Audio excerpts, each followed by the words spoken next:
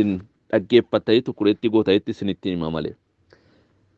Nama akkamiitu mootummaa waaqayyootti gala kan jedhu irrattiin daqiiqaa tokko haasaa faarummaa sitti fakkaachuu danda'a. Mata dureen sitti haasa'u kanas. Bishaan barisaa gaafa dachee irra dhufe No'i yaada garaa keessanii gaddaradhaa jedhee dhugaa ba'aa ture. Garuu namni isaan dhagee tokko hin jiru. Gaafa Sodoomiif Gomoraa irratti abiddi boba'e gaafa Loot naman qaba soddootan qaba innaan soddoota isaatti himu soddoonni ba'uu didan. Arra warra isa dhaga'an keessaa baasa Waaqayyo abidda keessa.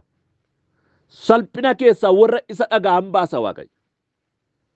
Imimmaan dhuguu keessaa gadi qabamuu keessaa warra isa dhaga'an qofaa baasa Waaqayyo. Warri isa hin dhageenye warri tolee isaaf hin jenne lafa ga'an tokko hin qaban. Yoo dhageesse garuu waan keessatti qabamte keessaa waan keessatti awwaalamte keessaa si baasa ganama kana Waaqayyo. Haleluuyaa. Haleluuyaa. Dhugaadhaa. Dhadhabaa fayyaanni baay'ateetu malee saayitii kana nama arra sagantaa kana galee barsiisu miti yaani. Dhadhabaa faraaratu baay'ate ayyaana isaa baay'ate malee. Kanaaf warra isatti kooluu galaniif Waaqayyo galgala kana hin dubbata. Nama eenyutu yookiis nama akkamiitu mootummaa Waaqayyootti gala? Tokko eessan siniin jedhe macaafa faarfannaa boqonnaa 15 lakkoofsa 1 hanga 5tti qabxiin dubbadhu kana kurnansaa iddoo tokko argattu. Nama akkamiitu mootummaa Waaqayyootti gala? Isa jalqabaa nama balleessaa malee jiraatu. Maal jedha dubbiin sagalee Waaqayyoo? Yaa Waaqayyo godoo kee keessa eenyutu buufata ree? Tulluu keessa qulqullaa'aa irras eenyutu jiraata ree? Nama balleessaa malee jiraatu. Haleluuyaa. Ilaalaame waa tokko hiikeen sinittan hima. Yeroo tokko nuti hundumti keenya cubbamoota. Dubbiin sagalee Waaqayyoo hundumtu yakkaniiru jedha. Yakkaniiru jedhe malee yakkaan jenne. Yakkaniiruu fi yakkaan tokko miti. Hundumtuu yakkinuun keenya koo hundinuu yakkaniiru ayyaanni Waaqayyoo isaanitti irrateera kan jedhu seenaa bara Addaammaatii ka'eetu kan barreeffamee taa'edha. Ulfinni namarraa sokkuunsaa. Garuu nuti dhaloota akka kuwaaraadha. Dhaloonni ayyaanni baay'atee fi dhaloota araaraan fayyan. Dhaloota balleessaan isaanii dhiifameefidha. Dhaloonni balleessaan isaanii dhiifameef toora garbummaa cubbuutti deebi'anii dhaloota hin jiraannedha. Yakkaniiru hundumtuu jechuun amma deebii yakka keessa jirtaa jechuu miti.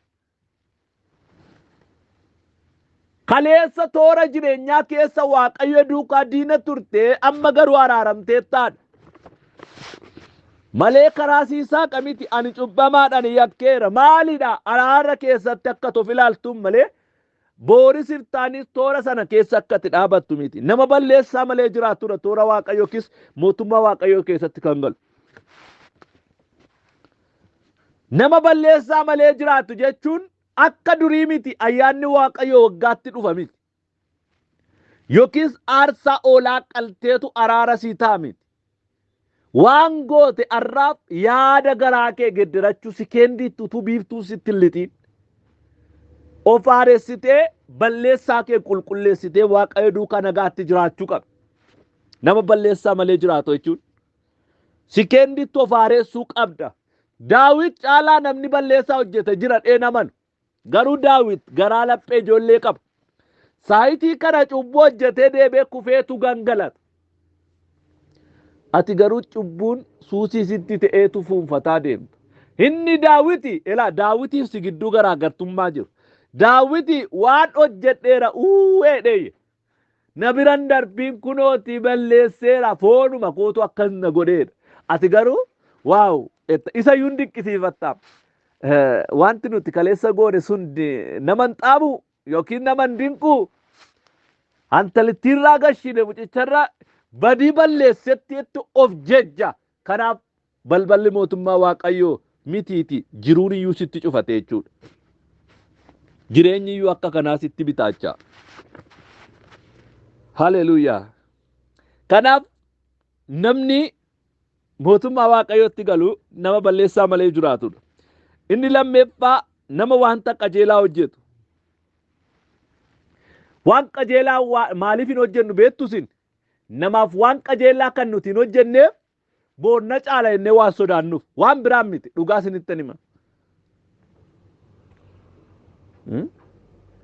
Yaadumaan birrii miti kan birrii isinitti hin kaasu. Birrii miti yaadumaanuu nama tokko jajjabeessitanii guyyaa biraa immoo har'a seenaa ishee kana ture kaleessa natu bira dhaabbateetu natu foolii ishee geddere maleetu. Foolii namaa kan gedderu si osoo hin taane Waaqayyoodha. Dhugaa sittan himaati. Utuu namaaf birrii miliyoonii meeqa laatte nama gedderuu hin dandeessu ati. Qalbii namichaa kan gedderu Waaqayyoodha. Namichi iji isaa banamee balballi hojii akka inni yaadee hojjetu kan qindeessu Waaqayyoodha. Qajeelaa hojjechuu bari. Wanta ati hojjettetu siif ta'a waan ta'eef. Namichi ama haa ta'u, gadi badiisaa haa ta'u, nama kabaja hin beeknes haa ta'u, ati qajeelaa gochuuf yaadi. Maaliif? Ulaagaan ati ittiin mootummaa Waaqayyoo gootu qajeelina waan ta'eef. Jallina miti jaallachuun dirqama keedha waan ta'eef. Kanaaf waan gaarii tokko gochuu bari. Waldaa kiristaanaa si'aa caaltu. Si'aa caaltu eenyuyyuu si'aa caalu waan qajeelaa tokko gochuu garuu bari. Waan qajeelaa hin gootu taanaan ofuma keettu balbala cufta. Namatti miti bari. Ofuma keetti balbala cufta waan qajeelaa tokko gochuu garuu bari. Qabxiin inni sadeeffaa nama eenyutu mootummaa Waaqayyotti gala kan jedhu qabxiin inni sadeffaani nama garaa isaatti dhugaa dubbatudha. Garaa isaatti nama dhugaa dubbatudha. Wangeelumatu jedha kan. Mee waa'ee garaatti dhugaa dubbachuun isinittan hima. Waan keessa keenya guuteetu bakkee keenyatti ba'a. Ani waan akkasinitti himu abalu keessa isheetiin qabdu arrabaan dubbatti. Sobadha kun jechi kun. Wangeelli waan keessa namaa guuteetu bakkee ba'adha. Keessaan qabduu hin qabu. Keessa isheetu hin jiru ta'e arraba isheerra maaltu dhufee guute. Keessa isheerra hin jiru taanaan arraba keerra maaltu guute. Keessaa ol dhufa. Dubbi sagalee Waaqayyoo akka jedhu waan keessaa ba'u malee waan gadi bu'u nama hin xureessuudha.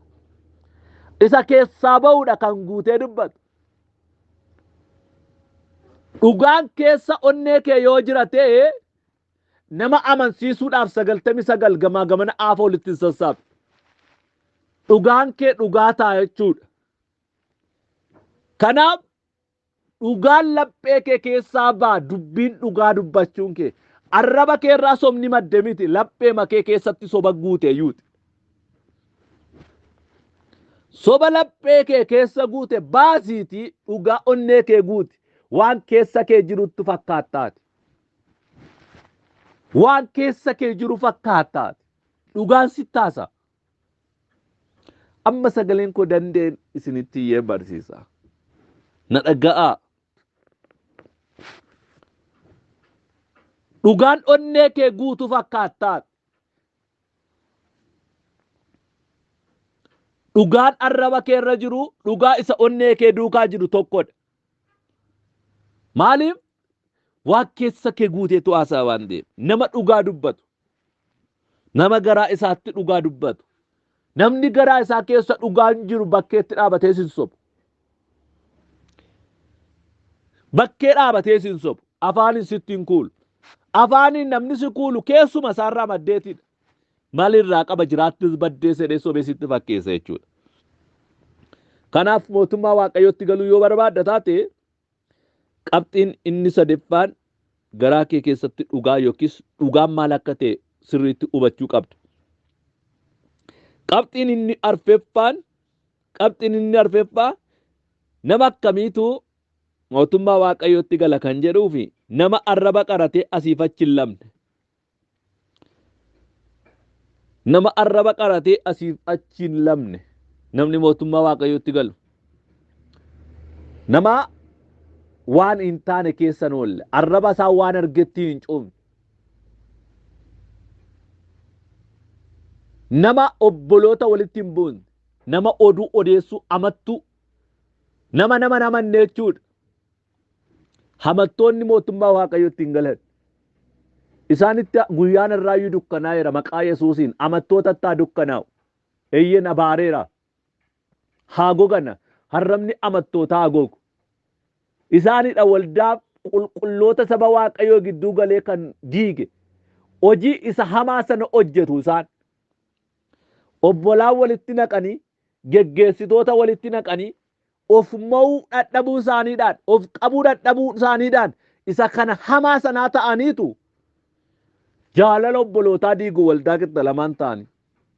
Koreewwan qixxa lamaan ta'anii, obbolaan wal jaallatu gidduu ta'anii, arraba qaratanii asiif achi fiigu.